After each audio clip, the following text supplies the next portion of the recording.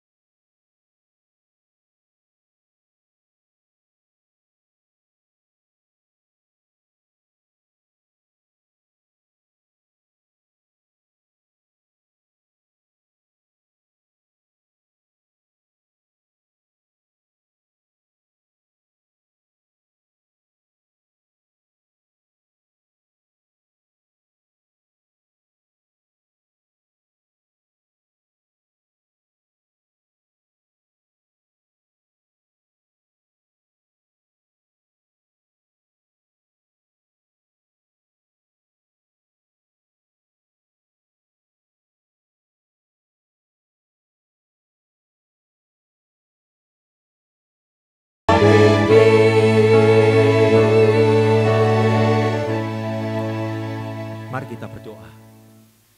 Bapa di dalam surga, terima kasih Tuhan buat kasih setiamu yang selalu baru setiap pagi Tuhan. Terima kasih Tuhan buat kesempatan kami pagi hari ini boleh sama-sama beribadah Tuhan. Semua itu adalah kebaikan-Mu Tuhan. Tuhan, pimpin kami oleh Roh-Mu agar pada pagi hari ini kami boleh menikmati Tuhan. Kami boleh membawa hati kami ini memuliakan Tuhan dengan hati yang sungguh Tuhan. Terima kasih Tuhan, pimpin kami. Berbicaralah pada kami melalui firman-Mu Tuhan. Terima kasih Tuhan. Dalam nama Tuhan Yesus kami naikkan doa ini. Amin. Jemaat sekalian silakan duduk kembali.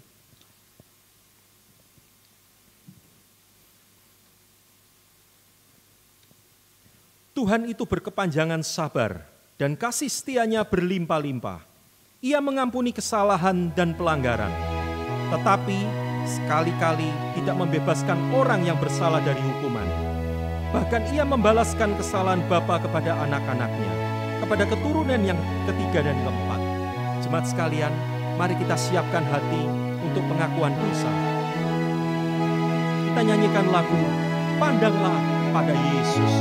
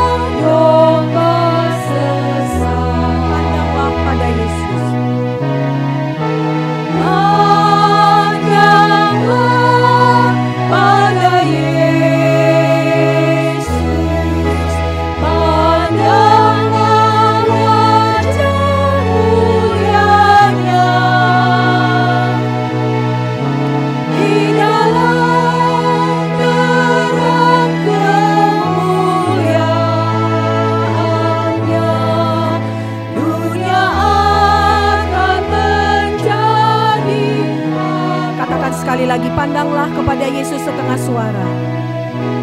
Pandanglah pada Yesus. Pandanglah.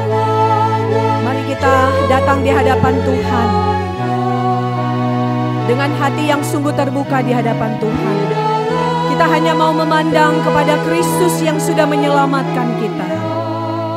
Kita memandang terang kemuliaan Tuhan yang menyerangi setiap kita, menyinari hati kita. Musik tetap memainkan pujian ini. Kita membuka hati kita lebar-lebar di hadapan Tuhan. Secara terbuka, tidak ada yang tersembunyi di hadapannya.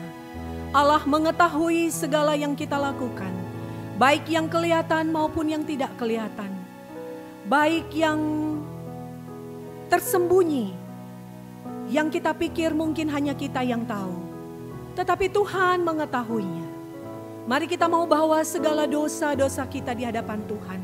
Pelanggaran-pelanggaran, kelalaian-kelalaian, kemalasan kita, ketidakbenaran kita, iri hati, kecongkakan, merasa diri lebih baik dari yang lain. Mari kita mau bawa, bahkan dosa-dosa yang kita pikir itu bukan dosa. Kita pikir bahwa itu adalah suatu hal yang baik di dalam diri kita. Tetapi kita mencongkakkan diri, kita membanggakan diri. Itu merupakan kejijikan dan dosa di hadapan Tuhan. Mari kita mau sungguh-sungguh terbuka di hadapan Tuhan. Tidak ada seorang pun yang layak di hadapan Tuhan. Tidak ada seorang pun yang bersih di hadapan Tuhan. Tidak ada seorang pun yang dianggap kudus dan tidak bercacat. Semuanya telah cemar, semuanya telah berdosa dan tidak layak. Kalau hari ini kita boleh berdiri di hadapan Tuhan, itu semua karena kemurahan dan anugerah Tuhan.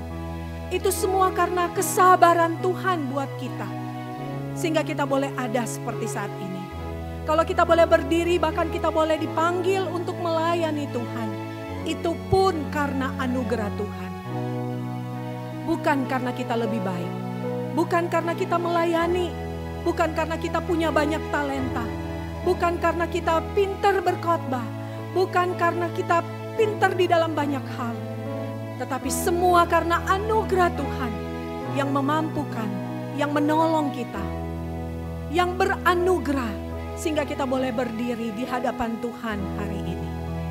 Mari dengan hati yang penuh dengan kesadaran demikian, kita memandang kepada kemuliaan Kristus yang mau beranugerah kepada setiap orang-orang yang datang dengan hati yang hancur, dengan hati yang mau mengaku di hadapan Tuhan.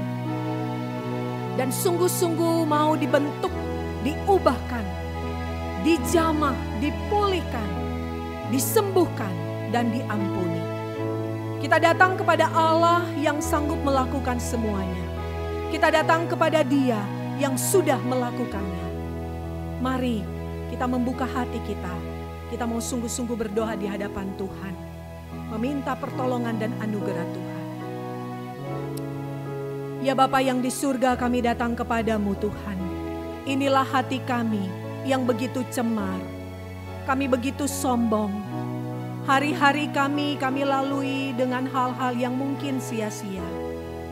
Kami tidak fokus dengan apa yang kami lakukan, yang kami kerjakan.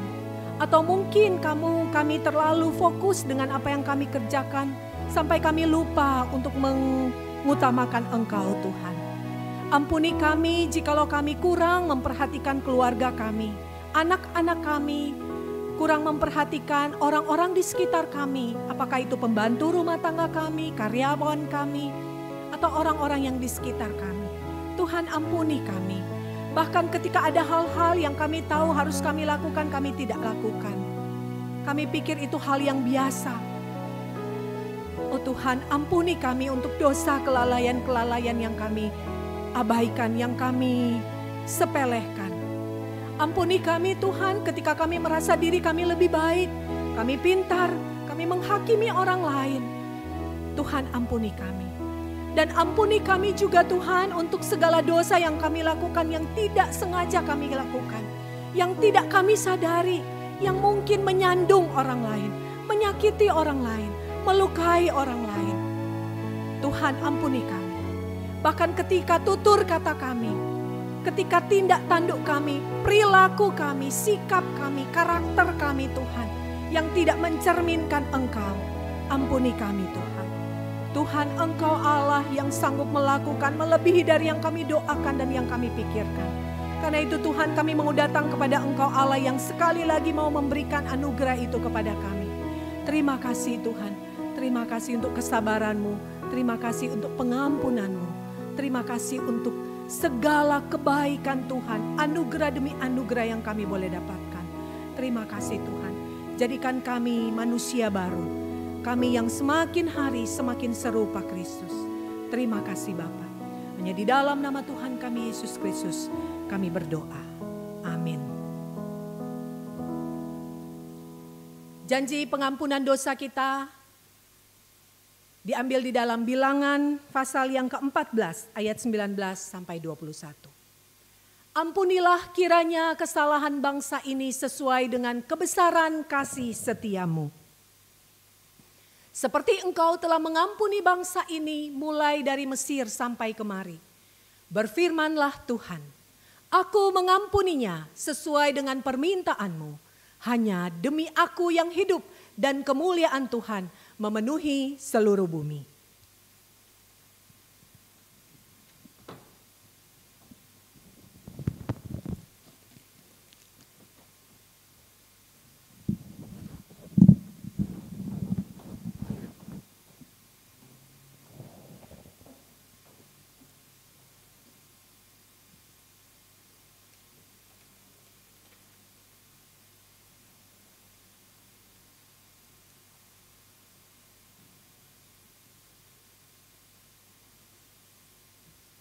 Silakan duduk Bapak, Ibu, dan saudara sekalian. Setelah kita mengalami pengampunan dosa, hati kita penuh dengan sukacita. Mari kita dengan hati yang penuh syukur, kita nyanyikan lagu Mulia Bagi Allah.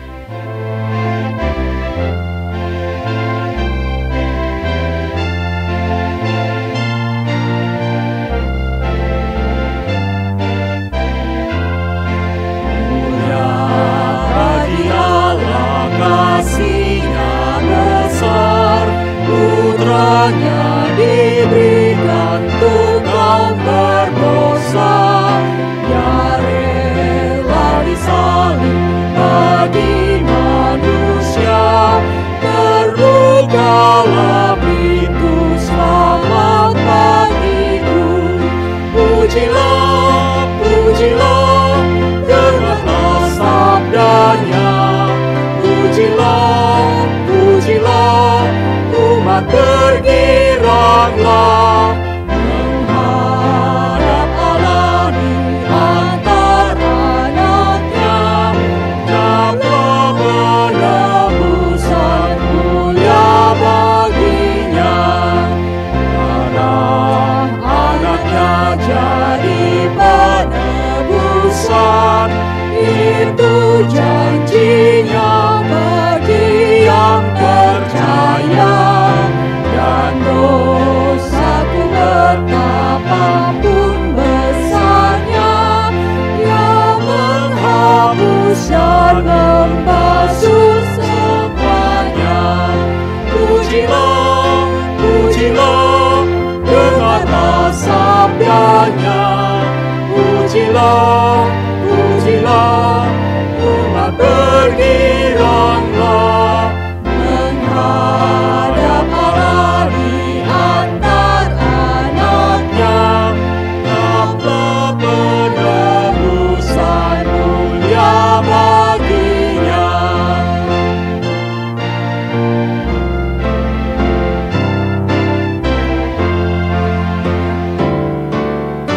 Dia mengajarkanmu kebenarannya, sungguh senangku di dalam Putranya.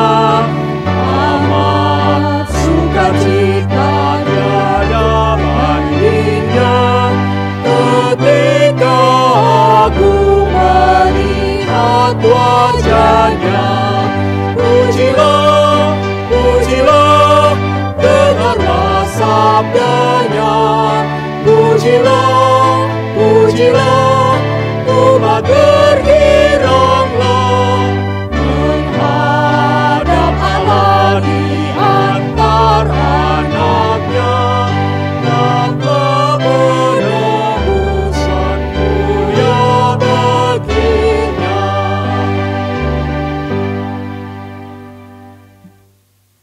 Petunjuk hidup baru diambil dari Yeskiel pasal 20 ayat yang ke-18 sampai ke-20.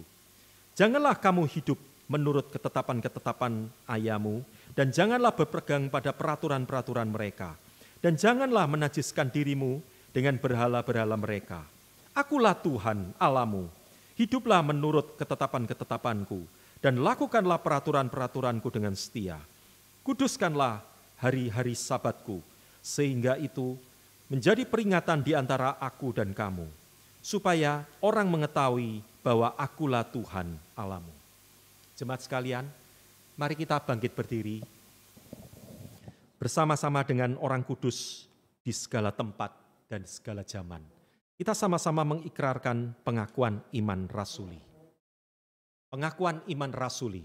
Aku percaya kepada Allah, Bapa yang Maha Kuasa, Khalik langit dan bumi, dan kepada Yesus Kristus, anaknya yang tunggal Tuhan kita, yang dikandung dari Roh Kudus, lahir dari anak darah Maria, yang menderita sengsara di bawah pemerintahan Pontius Pilatus, disalibkan, mati dan dikuburkan, turun ke dalam kerajaan maut, pada hari yang ketiga bangkit pula dari antara orang mati, naik ke surga, duduk di sebelah kanan Allah, Bapa yang Maha Kuasa, dan dari sana ia akan datang untuk menghakimi orang yang hidup dan yang mati. Aku percaya kepada Roh Kudus, gereja yang kudus dan am, persekutuan orang kudus, pengampunan dosa, kebangkitan tubuh, dan hidup yang kekal. Amin. Silakan duduk jemaat sekalian. Firman Tuhan akan dibawakan oleh Pendeta Paulus Chandra. Mari kita siapkan hati kita mendengarkan persembahan pujian dari keluarga Bapak Anton Fu.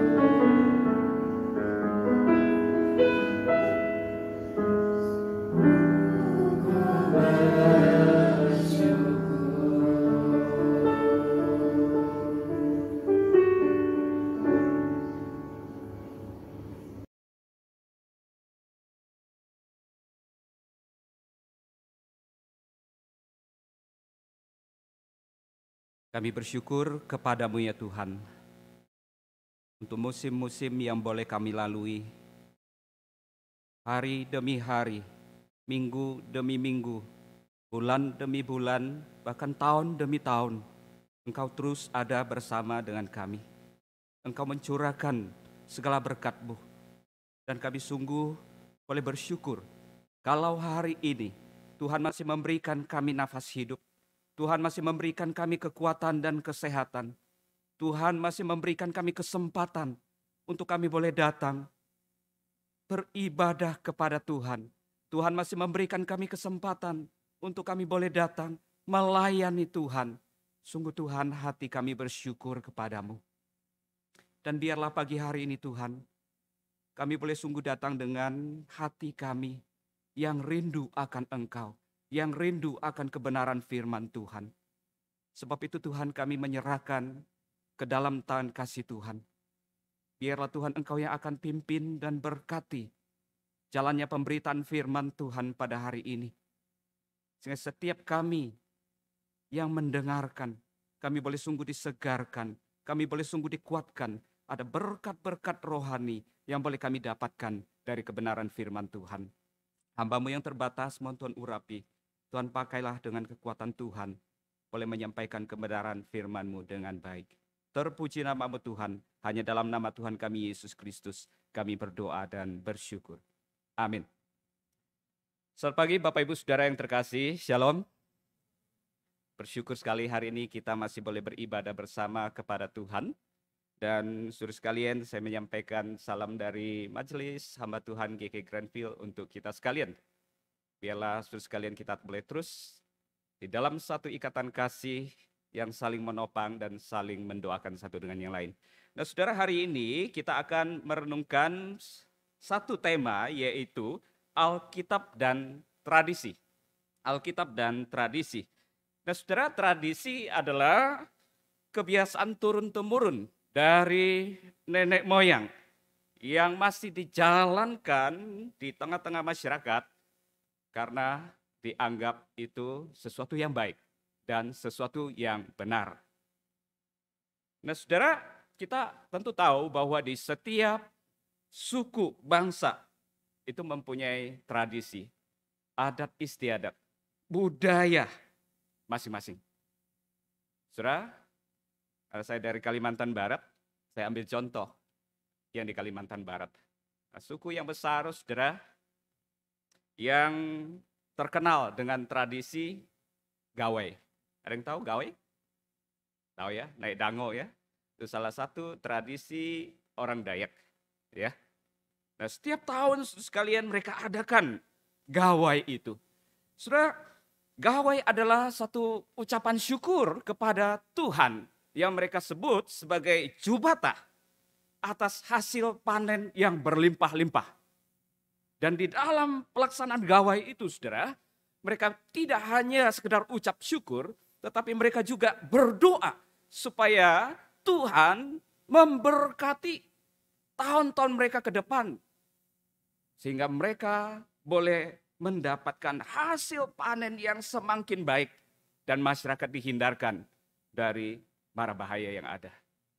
Saudara, dalam tradisi gawai ini, saudara, ada begitu banyak budaya tradisional yang ditampilkan. Ya. Mereka sekalian hampir setiap hari berkumpul di rumah radang atau yang disebut dengan rumah radang, saudara, rumah adat itu. Dan mereka ada begitu banyak ya atraksi, pertunjukan, permainan ya dan sebagainya saudara sekalian. Sehingga gawai ini saudara memakan waktu kurang lebih 1 mingguan saudara. Dan mereka bersuka cita untuk itu. Nah, banyak orang dari berbagai suku pun datang menikmati akan gawai tersebut saudara. Nah saudara, di kalangan suku Tionghoa saudara ya, ada tradisi yang besar dan salah satunya saudara sekalian adalah Imlek saudara. Yang pelaksanaannya saudara sekalian lebih lama daripada gawai saudara. Yang tahu berapa hari pelaksanaannya? Imlek 15 hari sampai Cap Gome ya. Lama sekali saudara. 15 hari pelaksanaannya. Ya, satu tradisi yang terus dilakukan tahun demi tahun saudara sekalian. Dan sebentar lagi kita juga akan menyambut Imlek ya. Yaitu tanggal 12 Februari. Saya begitu masuk ruangan di bawah, wah dekor sudah banyak saudara ya. Sudah begitu banyak pernik Imlek. Nah, saudara yang terkasih dalam kasih Tuhan, di Jakarta tidak begitu terasa ya. Tidak begitu terasa. Tetapi saudara sekalian, kalau di daerah saudara, itu sangat terasa sekali. 2 minggu sebelum Imlek saudara, pernak-pernik sudah terlihat di mana-mana, di jalan raya, di mal-mal, di tempat-tempat umum saudara sekalian. Dan saudara sekalian, makin dekat, warga makin disibukkan dengan berbagai kegiatan saudara. Mereka bersih-bersih rumah, mereka pasang dekorasi rumah. Dan salah satu yang nggak boleh ketinggalan itu pohon mewah saudara. Kalau di Kalimantan ya, pohon mewah. Sama lampion juga nggak boleh ketinggalan saudara. Ya. Dan saudara yang terkasih dalam kasih Tuhan, makin dekat ke sini, makin dekat hari hanya, mereka makin sibuk persiapan bikin kue, saudara, cari baju untuk anak, saudara sekalian. Dan di malam sebelum hari H, itu biasa mereka kumpul keluarga, makan besar keluarga. Kalian ya, setelah makan mereka bagi-bagi angpau. Wah, itu satu sukacita tersendiri, saudara ya. Apalagi buat anak-anak, saudara. Nah, hari pertama, saudara, mereka datang ke tempat-tempat ibadah untuk beribadah kepada Tuhan. Setelah itu, saudara, mereka mengunjungi sanak famili, mengunjungi saudara-saudara, teman, kerabat, saudara. Dan itu sampai Cap Gome, saudara. Waktu masih pelayanan di Siantan, saudara, begitu terasa. 2 minggu kunjungan siang dan malam, saudara ya. Jemaat menantikan hadirnya pendeta, saudara, untuk didoakan.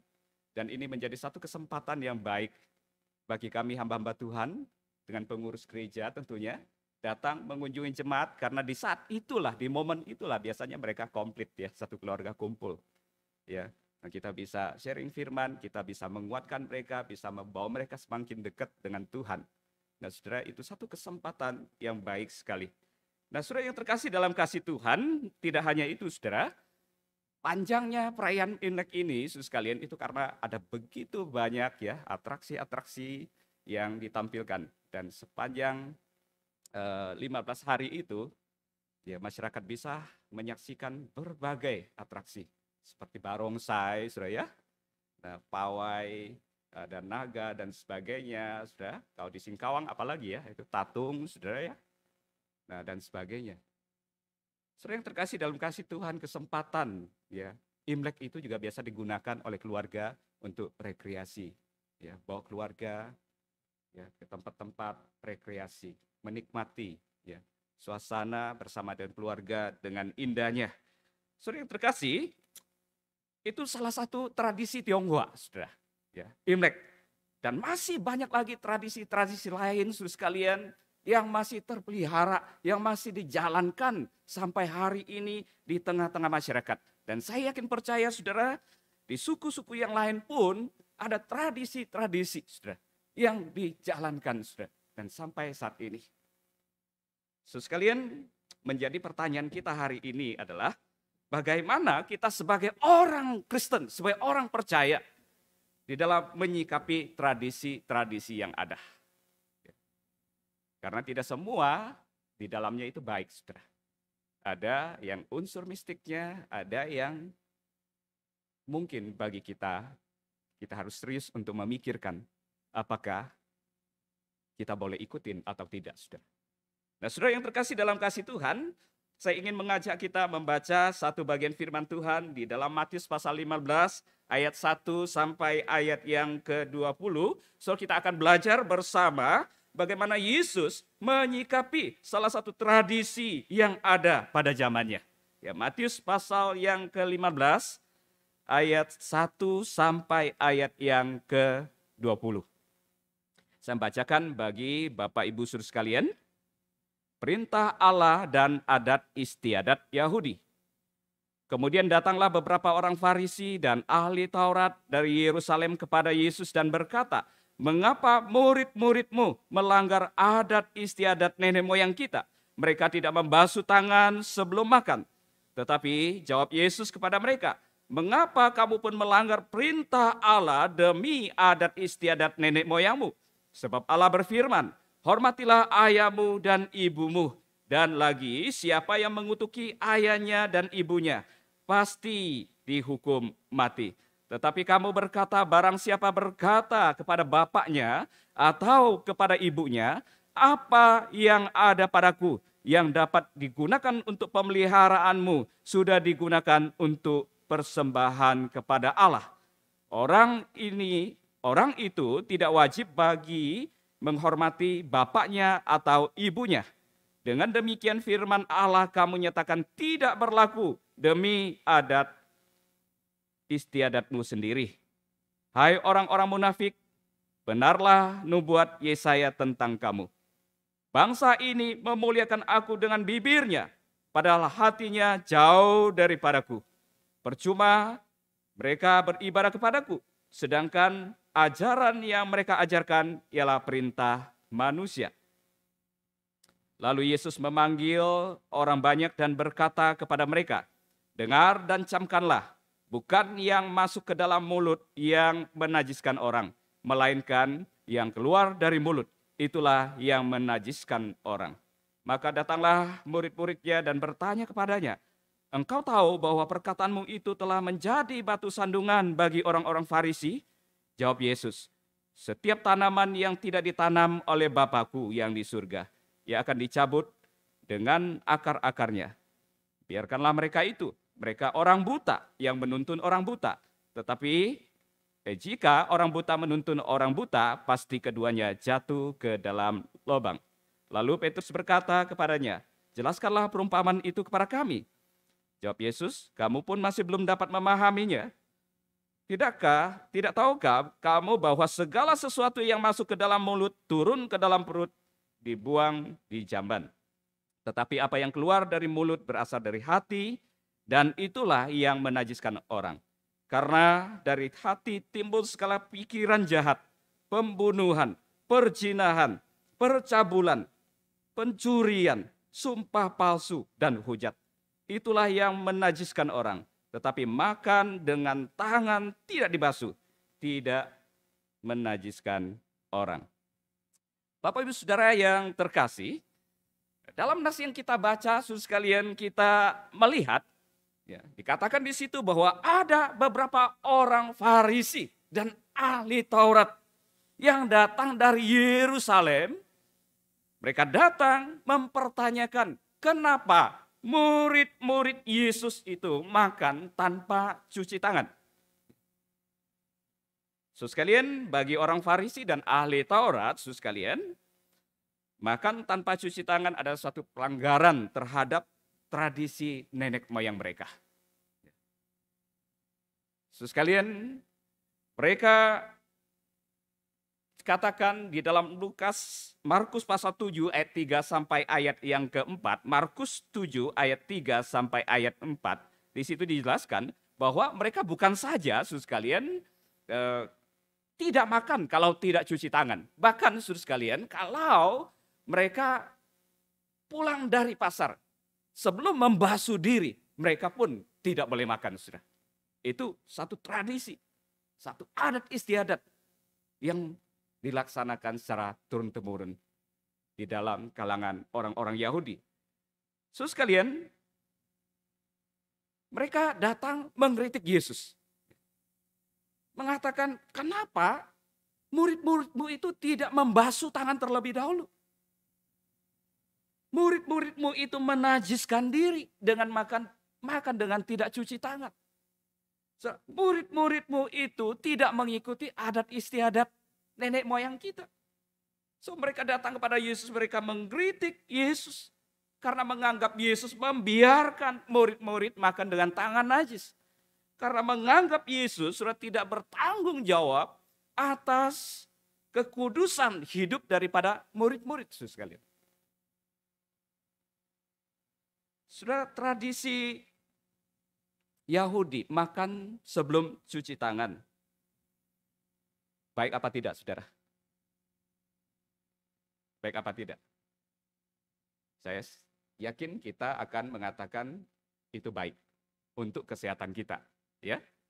Kita pun sekalian ya seperti itu. Dan kita mengajarkan anak-anak kita untuk cuci tangan dulu sebelum makan. Bahkan saudara, di masa-masa pandemik ini kita dianjurkan untuk sesering mungkin kita cuci tangan, ya, untuk menjaga kesehatan kita, saudara. Nah, saudara yang terkasih dalam kasih Tuhan, tetapi saudara, ini menjadi satu masalah yang besar di tengah-tengah ahli Taurat dan orang-orang Farisi, saudara. Yesus melihat ada satu hal yang salah. Ada kesalahan, saudara sekalian di situ. Apa yang salah dengan orang-orang Farisi dan ahli Taurat ini, saudara sekalian? Saudara, yang pertama, tradisi cuci tangan sebelum makan ini berkembang, saudara sekalian, menjadi satu aturan yang begitu ketat di tengah-tengah bangsa Yahudi, saudara. Sehingga saudara, kalau tidak cuci tangan, sekalipun di tempat yang tidak ada air, itu nggak boleh makan, saudara. Itu nggak boleh makan. Jadi saudara, cuci tangan ini bukan hanya sekedar kebutuhan untuk kebersihan, saudara, untuk kesehatan, melainkan saudara menjadi satu adat yang harus dilaksanakan dengan ketat sebelum mereka makan. Saudara, yang kedua, saudara, orang-orang Farisi dan ahli Taurat yang menjalankan tradisi ini dengan ketat, saudara sekalian, kemudian menganggap mereka ini lebih baik, lebih suci, lebih taat dibanding orang-orang yang tidak melakukannya. Sehingga saudara, mereka merasa layak untuk menghakimi orang-orang yang tidak melakukannya, saudara. Itu masalah yang kedua. Saudara, masalah yang ketiga, saudara sekalian, mereka menempatkan adat istiadat ini, saudara sekalian, di atas perintah Allah. Sehingga dikatakan demi adat istiadat mereka, saudara, mereka boleh mengabaikan perintah Allah. Saudara, itulah tradisi yang ada di tengah-tengah bangsa Yahudi, yang dipersoalkan oleh orang-orang Farisi dan ahli-ahli Taurat. Mana mereka datang mengkritik Yesus karena mereka mendapati murid-murid Yesus makan dengan tidak cuci tangan terlebih dahulu. So, saya yakin percaya tidak selalu seperti itu, ya. Mungkin kadang-kadang, sudah. Kita pun sekalian terkadang juga enggak kan ya. Apalagi ya kita ya sulit dapatkan air di restoran, sudah ada sumpit, ada garpu, saudara ya.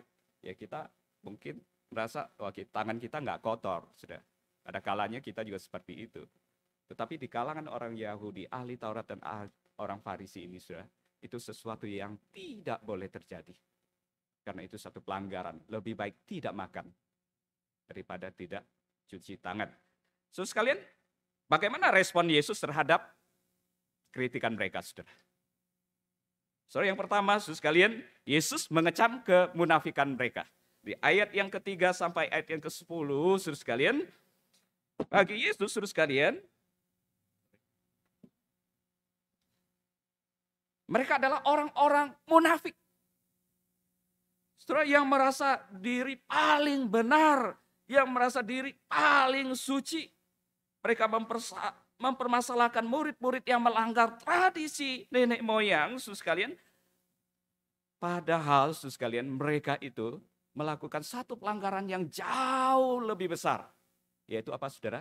Melanggar perintah Allah.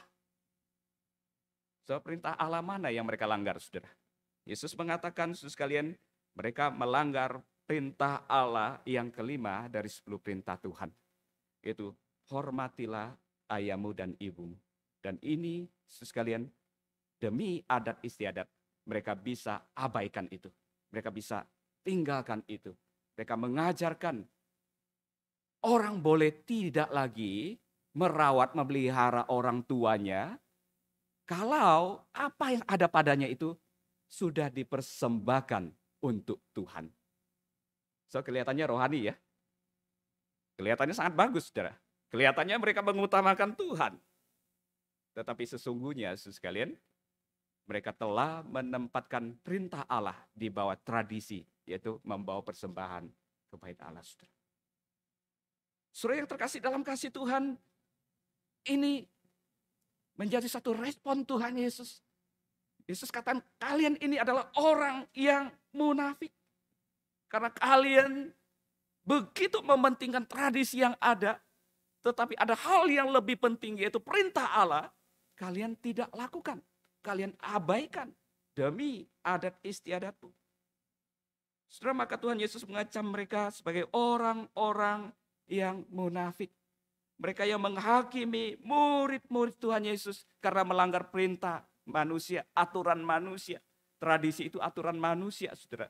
Tetapi sebenarnya mereka sendiri melakukan suatu kesalahan yang jauh lebih fatal, yang lebih besar, yaitu melanggar perintah Allah.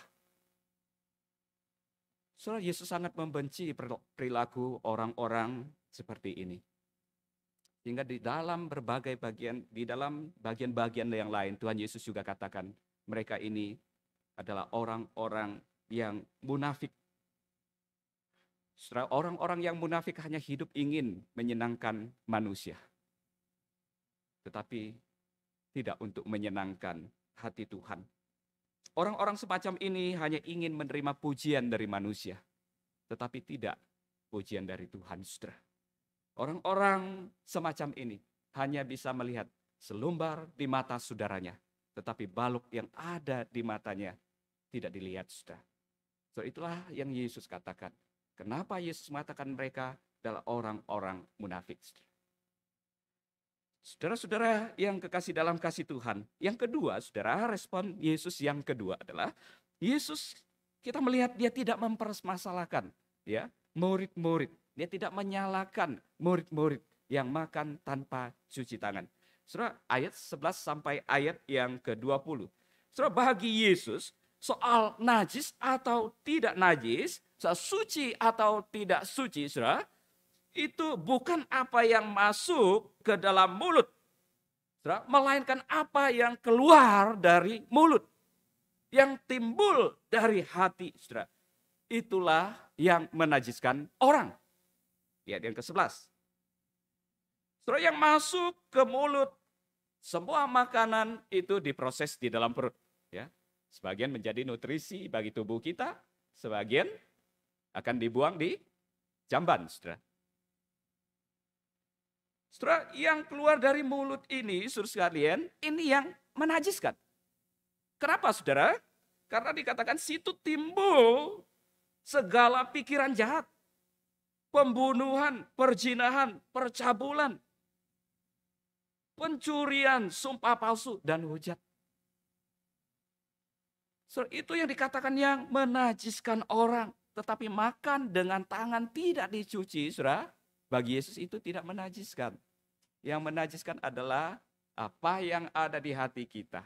Segala kejahatan-kejahatan yang ada di hati. Yang keluar dari mulut, saudara. Yang kita ucapkan. Yang kemudian menjadi batu sandungan, yang menyakiti orang, yang membuat orang tersinggung, yang membuat orang jatuh dan sebagainya, yang tidak memuliakan Allah, saudara. Nah, itulah yang menajiskan orang, saudara. Jadi, saudara, bagi Yesus, makan dengan tidak cuci tangan itu hanya melanggar tradisi. Tetapi Yesus sekalian, yang lebih penting adalah bagaimana kita jaga hati kita supaya jangan kita melanggar perintah Allah, saudara. Jangan kita melanggar firman Allah. Saudara, Yesus tidak menyalahkan para murid karena yang terpenting bagi Yesus adalah kita menjaga hati kita dari segala kejahatan. Kita menjaga hati kita tetap kudus, tetap benar di hadapan Tuhan.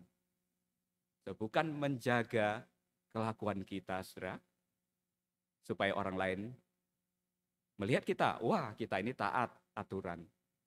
Lalu kita dipuji, kita disanjung, saudara.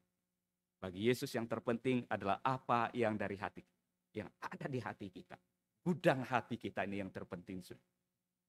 Apa yang ada di gudang hati kita? Isinya sumpah serapakah? Kejahatankah? Saudara, apa yang ada di hati kita? Itu yang terpenting bagi Yesus. Karena yang keluar dari mulut kita itulah yang menajiskan orang. Bapak Ibu Saudara yang terkasih dalam kasih Tuhan, apa yang dapat kita pelajari dari bagian firman Tuhan ini? Ketika kita bicara tentang perintah Allah dan tradisi. Maka saudara sekalian, ketika kita sudah menjadi orang Kristen, kita harus ingat bahwa kita tidak bisa lepas dari tradisi yang ada. Itu yang pertama, saudara. Tetapi apakah kita harus meninggalkan semua tradisi yang ada? Tentu tidak. Apakah kita akan menerima semua tradisi yang ada? Juga tentu tidak, saudara. So, ada begitu banyak tradisi yang baik, dan ada juga yang bertentangan dengan firman Tuhan. So, yang baik, saudara, kita patut terima, kita patut ikuti, dan kita patut lestarikan. Tetapi apa yang bertentangan dengan perintah Tuhan? So, itulah yang harus kita tolak. Itulah yang harus kita tinggalkan, saudara. Kenapa, saudara? Karena kita ini dipanggil untuk menjadi saksi Kristus. Dengan kita mengikuti tradisi yang baik, saudara sekalian, di situ kita bisa menjadi saksi Kristus. Saudara sekalian, awal kami melayani di GKI Siantan, kami cukup lama, 10 tahun di sana, saudara. Ada banyak pertentangan di tengah-tengah jemaat yang masih begitu kental tradisinya, orang-orang Tionghoa. Ya. Kalau saya jadi Kristen, boleh nggak saya Imlek-kan? Rayakan Imlek. Kalau saya sudah jadi Kristen, apakah saya harus meninggalkan semua tradisi nenek moyang saya? So, itu menjadi satu pertanyaan yang kerap kali ditanyakan kepada kami. Saudara, kami tidak banyak memberikan argumen, kami tunjukkan. Ayo Imlek kita datang beribadah kepada Tuhan. Biasa hari pertama sebelum mereka percaya, mereka datangnya kemana sudah? Ke Pekong sudah ya, mereka ibadah. Tapi setelah kita jadi Kristen, ayo kita hari pertama datang beribadah. Sama, tapi beribadahnya kepada Tuhan yang beda. Gitu ya. So, sekalian kita seperti ini, dekorasi gereja. Kita ada tari-tarian bahkan ya, di awal-awal kita cukup meriah, saudara. Ada perjamuan kasih, masing-masing jemaat kita himbau, ayo kita bawa makanan. Ya, kita imlekkan di gereja. Setelah ibadah kita sama-sama menikmati perjamuan kasih. Mereka senang, sudah. Mereka lihat, oh rupanya jadi Kristen tidak meninggalkan tradisi. Dan banyak lagi, saudara sekalian. Tetapi kita ingatkan, saudara, ada hal-hal yang bertentangan dengan firman. Itu yang harus kita tinggalkan. Saudara sekalian, sembahyang dewa dapur itu tidak boleh lagi, saudara ya. Terus sekalian apalagi yang tidak boleh, saudara? Ada banyak, saudara, pantangan-pantangan, saudara sekalian, di dalam perayaan Imlek itu. Itu bertentangan, ya. Hal-hal yang ada unsur mistiknya, saudara. Itu harus kita tolak, itu harus kita tinggalkan. So, kalau Imlek nggak boleh nyapu, karena katanya kalau nyapu rezekinya ikut tersapu.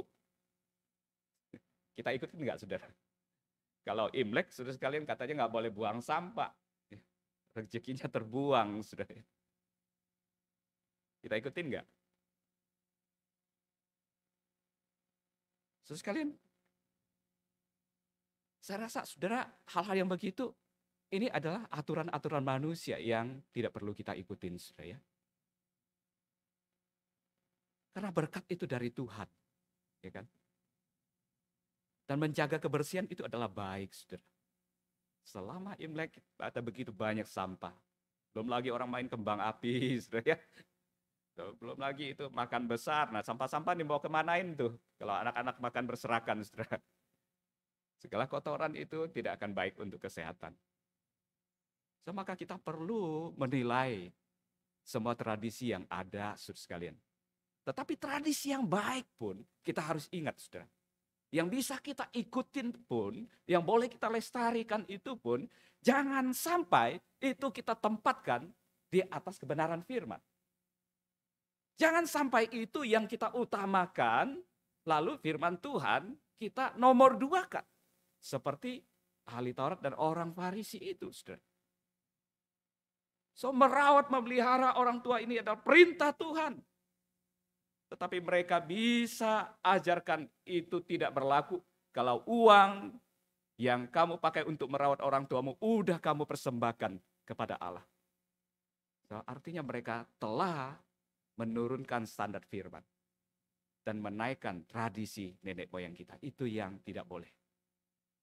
Ada banyak tradisi yang baik pun di dalam budaya kita, saudara.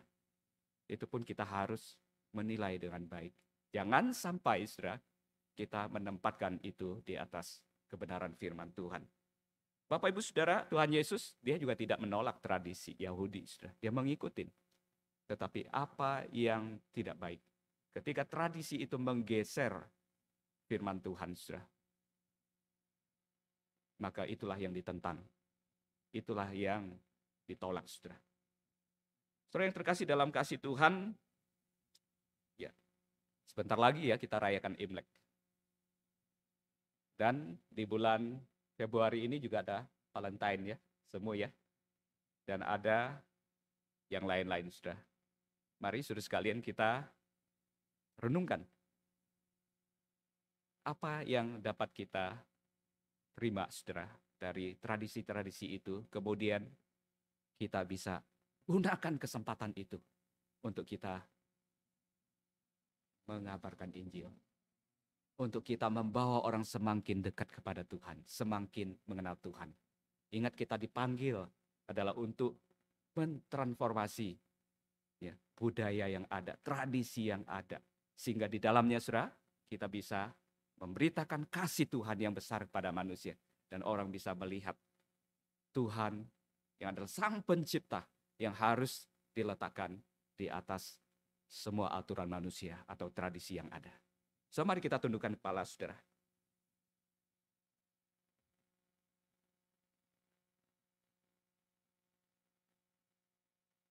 Biarlah, saudara, kita boleh datang kepada Tuhan. Kita minta hikmat bijaksana yang daripada Tuhan. Di dalam kita menjalankan kehidupan kita sehari-hari. Dan juga perayaan-perayaan yang ada, tradisi-tradisi yang ada. Tuhan berikan kepekaan bagi kita. Jangan sampai saudara kita menjadi batu sandungan bagi orang-orang di sekitar kita. Tetapi biarlah dengan tradisi yang ada, saudara, kita boleh melihat ini sebagai satu kesempatan bagi saya untuk mempermuliakan Tuhan, untuk menjangkau jiwa, untuk membawa jiwa-jiwa yang ada lebih dekat kepada Tuhan. Tuhan, kami bersyukur kepadamu untuk apa yang boleh kami renungkan hari ini. Kami manusia yang terbatas, pengetahuan kami terbatas, pemikiran kami terbatas. Kami datang kepadamu Allah yang tidak terbatas, Allah yang maha tahu. Tuhan, ampuni kami kalau selama ini di dalam kehidupan kami ada hal-hal ketika kami mengikuti tradisi yang ada, kami telah menyakitkan hati Tuhan. Kami telah meletakkan tradisi di atas perintah Tuhan. Kami tidak memikirkannya dengan baik, sehingga kami sembarang mengikutinya. Tuhan, ampunilah kami. Dan biarlah hari ini kami sekali lagi boleh diingatkan. Kami boleh belajar kembali. Untuk kami boleh mengutamakan Tuhan di atas segala aturan manusia yang ada, di atas segala tradisi-tradisi yang ada, sekalipun itu kami anggap baik ya Tuhan. Tuhan, terima kasih buat kebenaran firman yang boleh kami renungkan bersama. Menyerahkan seluruh jemaat-Mu di tempat ini dalam tangan kasih Tuhan. Tuhan, Engkau yang terus memberkati, Tuhan, Engkau yang terus pimpin mereka, yang boleh meneguhkan iman mereka, dan terus memakai mereka boleh menjadi saksi Tuhan di tengah-tengah kehidupan keluarga mereka, di tengah-tengah pekerjaan mereka, di tengah-tengah masyarakat, bahkan di tengah-tengah gereja Tuhan. Tuhan, pakai mereka mempermuliakan nama Tuhan.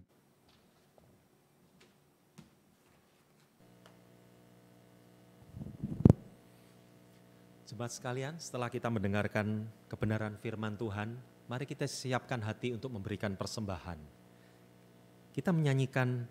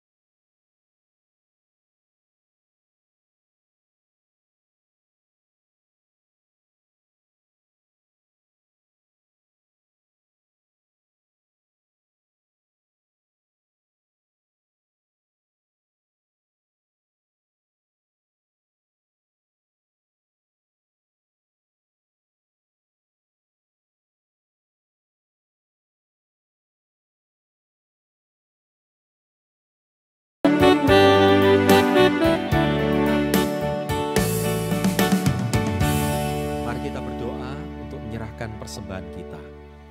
Bapa di dalam surga, terima kasih Tuhan buat kesempatan pada pagi hari ini kami boleh memberikan persembahan untuk pekerjaan-Mu Tuhan. Tuhan, pakailah persembahan ini supaya boleh dipergunakan untuk pelebaran kerajaan-Mu. Terima kasih Tuhan. Di dalam nama Tuhan Yesus kami naikkan doa ini. Amin. Silakan duduk Bapak Ibu dan Saudara sekalian.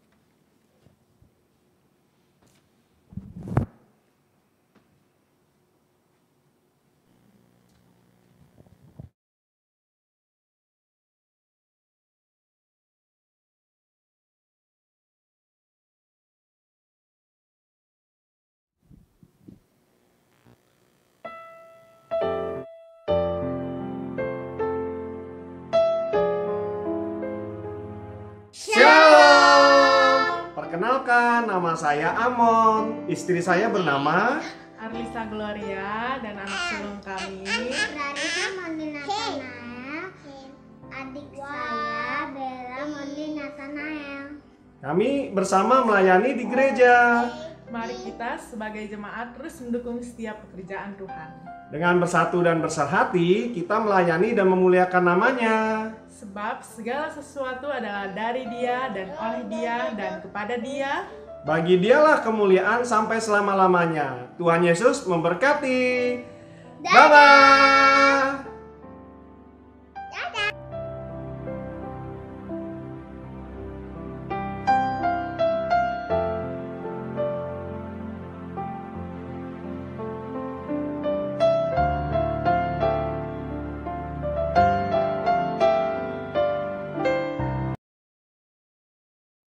Selamat pagi saudara sekalian, puji Tuhan kita boleh bersama mengikuti ibadah pada pagi hari ini.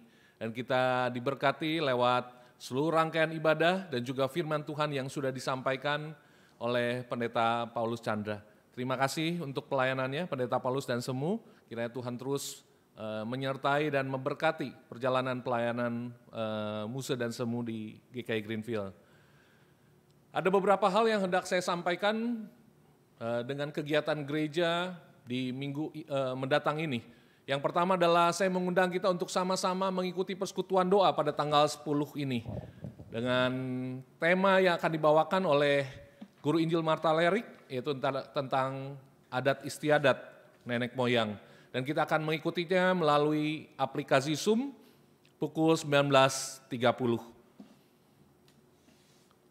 Komisi Pasutri akan mengadakan romantic dinner pada Sabtu 20 Februari jam 18 atau jam 6 sore sampai dengan selesai. Disediakan dua opsi, yaitu kita bisa sama-sama mengadakan romantic dinner di dalam protokol kesehatan yang ketat di Kokoho Resto Kota Wisata, atau kita bisa mengikutinya di rumah kita masing-masing. Tetapi semua tetap harus dengan mendaftar terlebih dahulu.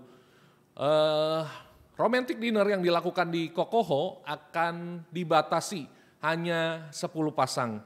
Karena itu silahkan mendaftar dan mari kita sama-sama mengikutinya dan membangun kasih yang lebih dekat, lebih intim di antara pasangan suami istri.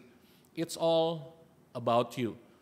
Dan karena berhubungan dengan perayaan Imlek di hari Jumat atau di tanggal 12 nanti, maka persekutuan Kaleb untuk sementara tidak diadakan di tanggal 12 ini. Dan kita akan bertemu kembali di tanggal 19 Februari. Warta berikutnya adalah jadwal penata layanan untuk minggu mendatang. Di minggu 14 Februari, liturgisnya adalah Ibu Sioling, pemusiknya tim, dan juga singers Bapak Anton dan Saudari Marcella, persembahan pujian dari Angel Voice, dan video introduksi dari keluarga Bapak Denny Juarto. Dan sehubungan dengan satu agenda penting daripada sinode, yaitu pemilihan badan pengurus majelis jemaat. Dan kita GKI Cibubur berada di bawah induk jemaat kita adalah GKI Greenfield, maka kita bersama-sama diundang untuk mengadakan pemilihan. Seperti yang sudah saya umumkan, ada dua opsi pemilihan, yaitu pemilihan secara langsung. Dan bagi Bapak Ibu, saudara sekalian yang sudah menjadi anggota GKI Cibubur atau GKY secara umum, dan hendak berpartisipasi, silakan untuk mendaftarkan diri Bapak Ibu ke tata usaha atau ke hamba-hamba Tuhan. Dan lewat kita mendaftar itu akan mempermudah, mempercepat proses pendataan yang dilakukan di sinode. Dan juga opsi yang kedua adalah kita mengikutinya melalui aplikasi GKY. Dan juga ada web yang diberikan untuk mempermudah proses pemilihan ini. Bapak Ibu silakan mendownload aplikasi tersebut dan kemudian mendaftarkan bahwa Bapak Ibu akan mengikuti pemilihan ini melalui aplikasi ataupun melalui website yang sudah diberikan. Bapak Ibu silakan untuk mendaftar dan kita diberikan waktu sampai dengan minggu kedua di bulan Maret untuk mendaftarkan diri. Dan kita akan mengikuti pemilihan ini di tanggal 11 April nanti. Mari kita sama-sama sukseskan agenda penting ini untuk sama-sama melihat pekerjaan Tuhan yang terus berkesinambungan melalui pemimpin-pemimpin rohani yang terpilih bagi gereja Tuhan, bagi kemuliaan nama Tuhan. Saya mengajak kita sama-sama untuk bangkit berdiri, kita sama-sama berdoa. Mari kita doakan untuk PSBB mikro yang diterapkan di wilayah kita, yaitu di wilayah Bogor. Dan juga ada aturan ganjil genap untuk mempersempit ruang gerak. Sebenarnya ini untuk membantu agar penyebaran virus COVID-19 ini tidak terus merajalela. Mari kita doakan dan juga kita ikut partisipasi di dalamnya. Mari kita berdoa juga, khususnya di minggu-minggu ini ada beberapa hal yang berhubungan dengan tradisi kita, yaitu perayaan Imlek maupun ada acara Valentine. Itu tidak membuat kita akhirnya mengendorkan atau lengah menjaga protokol kesehatan. Mari sama-sama kita berdoa agar Tuhan memimpin gerejanya untuk tetap boleh menjadi saluran berkat. Mari kita berdoa. Kami berdoa ya Tuhan untuk harapan-harapan kami. Agar pandemi yang sedang berlangsung sampai dengan hari ini, sudah 10 bulan kami harus menjalani perubahan hidup yang tidak mudah. Tetapi kami tetap berharap, kami tetap bersabar untuk menjalani ini bersama dengan Tuhan. Karena itu kami rindu agar apa yang ditetapkan oleh pemerintah boleh kami ikuti dengan tertib, dengan disiplin. Sehingga ada pengetatan dan juga ada penurunan angka terinfeksi yang signifikan melalui pembatasan mikro yang sedang berlangsung ini ya Tuhan. Tuhan, kami menyerahkan agar kami juga boleh ikut membatasi diri kami di dalam kegiatan-kegiatan yang akan berlangsung di dalam 1 minggu ke depan ini. Biar Tuhan kami tetap menjaga protokol kesehatan, tetap disiplin, dan juga tetap mawas diri, tidak lengah, sehingga kami boleh ikut melangsungkan apa yang diharapkan oleh seluruh dunia ini agar pandemi bisa segera selesai. Dan kami rindu sebagai anak Tuhan, sebagai orang percaya, kami berkontribusi di dalamnya, di dalam kesadaran diri kami, di dalam aktivitas-aktivitas yang kami lakukan. Kami berdoa juga agar gereja tetap boleh melangsungkan pelayanannya, agar gereja tetap boleh menjadi saluran berkat, agar gereja tetap menyuarakan kebenaran, gereja menyuarakan Injil Tuhan bagi mereka yang sedang menghadapi beban yang berat. Mereka tetap melihat bahwa kasih Kristus tetap hadir di kondisi-kondisi yang tidak mudah sekalipun. Biarlah ini yang boleh dirasakan oleh setiap kami, umat Tuhan di tengah kondisi ini. Kami menyerahkan doa pengharapan kami ini ke dalam tangan-Mu. Dan hanya di dalam Kristus kami beriman, kami berharap, kami berdoa. Amin. Serahkanlah hidupmu kepada Tuhan dan percayalah kepadanya, dan Ia akan bertindak. Dan inilah pengharapan kita melalui doa yang kita naikkan tadi. Dan ayat pengutusan kita terambil dari Amsal pasal yang keempat ayat 25 sampai dengan 27. Biarlah matamu memandang terus ke depan dan tatapan matamu tetap ke muka. Tempuhlah jalan yang rata dan hendaklah tetap segala jalanmu. Janganlah menyimpang ke kanan atau ke kiri. Jauhkanlah kakimu dari kejahatan. Doksologi. Pujilah Bapa, Putra,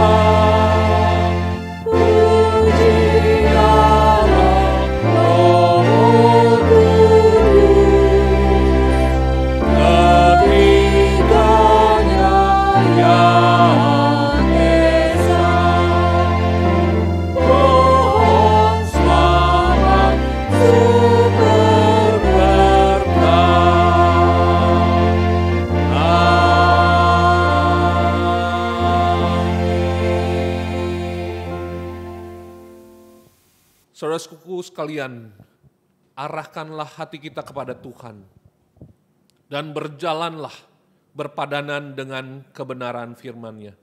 Karena hari demi hari Tuhan bersama dengan kita dan kasih-Nya di dalam kita.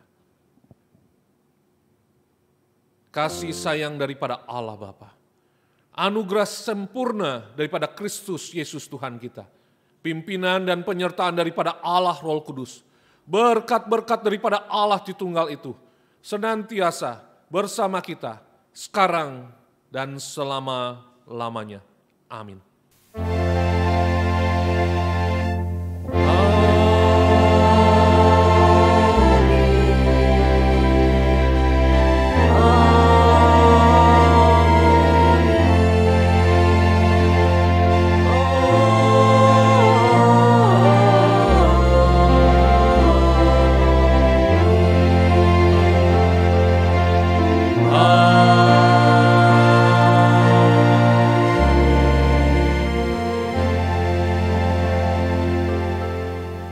Silakan duduk saudara sekalian, silakan mengambil waktu teduh.